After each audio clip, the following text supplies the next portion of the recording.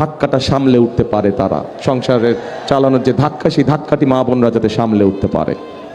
প্রিয় ভাই বোনেরা, আমরা এই এলাকায় বহু মানুষ এখান থেকে আপনাদের সামনে দিয়ে অন্য দেশে চলে যায় চিকিৎসার জন্য, যায় না? এখান থেকে বছরে বহু মানুষ এইখান থেকে পার হয়ে চিকিৎসার জন্য যায়। এটা দেশের বৈদেশিক মুদ্রা তারা নিয়ে যাচ্ছে। আমরা এই অবস্থার পরিবর্তন করতে চাই, এবং এই অবস্থার পরিবর্তন করার জন্য আমাদের পরিকল্পনার মধ্যে আছে যে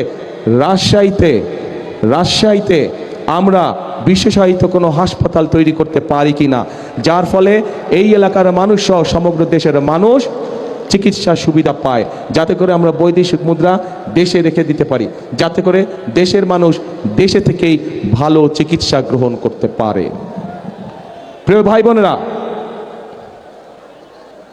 এই রাজশাহী সহ পুরো উত্তরাঞ্চল মূলত কৃষি নির্ভর।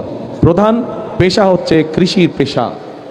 কৃষি পেশা সংক্রান্ত যে সকল ইন্ডাস্ট্রি করা সম্ভব, সেগুলোর একটি তালিকা কম বেশি আমরা তৈরি করেছি, এবং ইনশাল্লাহ 12 তারিখে নির্বাচনের পরে সরকার গঠনে সক্ষম হলে সরকার থেকে সব রকম সহায়তা দেওয়া হবে। যে সকল উদ্যোক্তা কৃষি সংক্রান্ত মিল ফ্যাক্টরি এই রাজশাহী সহ পুরো উত্তরাঞ্চলে প্রতিষ্ঠিত করবে, তাদেরকে বিশেষ সহায়তা দেওয়া হবে, যাতে করে তারা মিল ফ্যাক্টরি করতে পারে। কারণ তারা যদি মিল ফ্যাক্টরি করে, তাহলে এই এলাকার সন্তানরা, সেটি রাজশাহী জেলা হোক, সেটি সমগ্র উত্তরাঞ্চলের মানুষ হোক, তাহলে তাদের কর্মসংস্থানের সুবিধা হবে।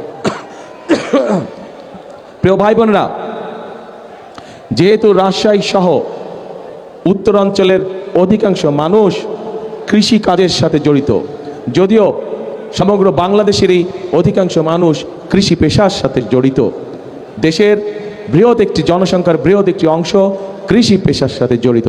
কাজে কৃষক যদি আজকে ভালো থাকে, তাহলে অবশ্যই দেশের মানুষ ভালো থাকবে।